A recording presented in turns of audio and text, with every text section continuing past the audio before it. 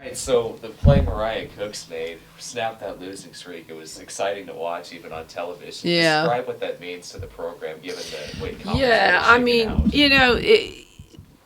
out. 1 minute to go, back-to-back weekends on the road, playing all these nationally ranked teams and having so many close games. I thought our team was really tested. Can you still believe? Can you hang in there? Can you keep fighting? And with a minute to go, we were down 5, and we had stop after stop after stop, and we still came down the floor and had trouble scoring and missed some free throws and some things. But we were still in a kind of a precarious situation, being down 3 like we were. And, Mariah actually had a hustle play where she dove on the floor and got fouled from behind and got tripped on the play on a fast break. So instead of getting a fast break, it's negated, and she made one of 2 free throws.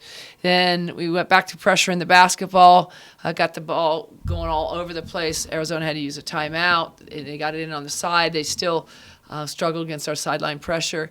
And, fortunately for us, we were able to come down and get fouled on a side out of bounds play. And Nike McCleary went to line, missed the front end, missed the second, and Mariah, crossed super hard on the free throw line, was able to grab it with 2 hands, reverse square up, which was kind of crazy that she went back to her left hand because she's a very right-handed player to score and then get fouled.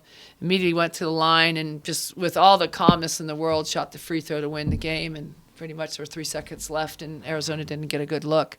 So, seniors, you expect your seniors to step up their senior year, and in a battle like that, it was just great to see Mariah just kind of take over the game and say, we are not leaving here without a victory.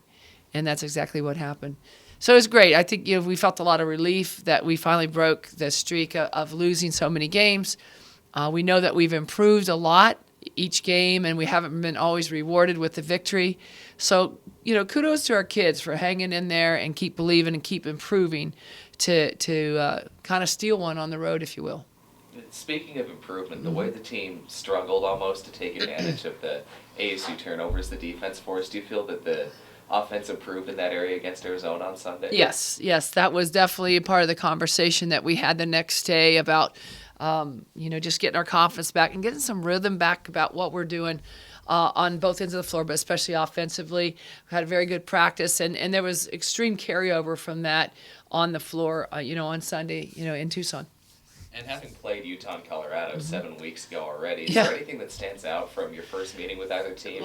It's been a long time, and we played them, right after Christmas, right after New Year's, actually, and all that. Both teams, I'll talk about Colorado first. Is when we played them, they were going with a very small lineup, very small, quick lineup. Of late, they've gone with a bigger lineup. So, and they've added some sets offensively. They're doing, I think they're much improved than the first time we played them.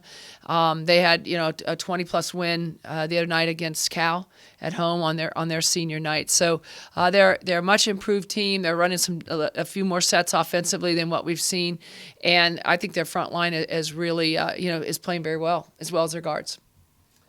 And last time you played Colorado too, the bench outscored theirs 47-7, and that's kind of been a theme with the way the offense is structured itself. It's very balanced, a lot of depth. Do you think though sometimes if there's not a second or third scorer that steps up, it works almost as a kryptonite rather than an advantage against certain opponents? I think that it's all predicated on mismatches. A lot of things that you're looking for offensively. It's also predicated on who's playing well for us. Who they're playing against. Again, looking for mismatches. Who's playing with a lot of confidence. So there's a lot of things that are involved in it. But, we love the fact that no matter what our lineup is, I think our team, has the understanding that it doesn't matter who starts, although we want good starts. It's who finishes the game and who produces in practice as well in games. And it's good to see that different people are vying for different starting positions and more playing time because of their productivity, both in games and practices. I think that really speaks a lot about how hard these kids are working how much growth we're having as basketball players individually and as a team. And this Saturday will be senior day, too, for your 4 seniors. And with so much young talent nurturing on this team, what roles do you feel that those 4 players have served this year? Yeah, they've all 4 been phenomenal. They've been fantastic people. It's been a good journey with them. I've seen a lot of growth in them as people, a lot of growth in them as basketball players, and as leaders.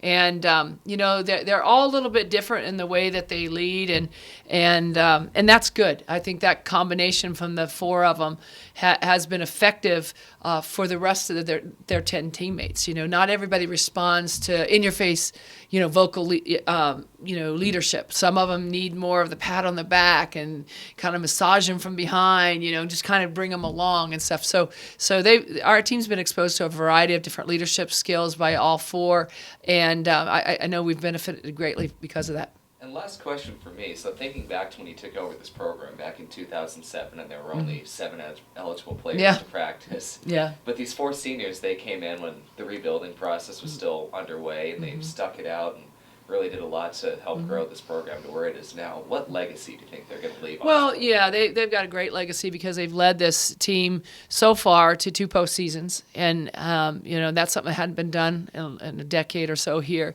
Hopefully 3, and we believe that, and all that. So I think that first and foremost, comes to mind. I think the other thing that's really important to us in this program is that they're good stewards in the community, and I think all 4 of them have really represented Washington State, off the court in so many great ways, and that it's important for them to be positive role models, and they have been. And I think obviously academically, all 4 are on schedule to graduate. All 4 of them have great academic and career plans that they're ready to step into the next step right after this, and all that. So they've really done a lot of really good things for themselves in the basketball realm and outside academically and the community, and like we spoke about before, how valuable their leadership has been. It's a fantastic group.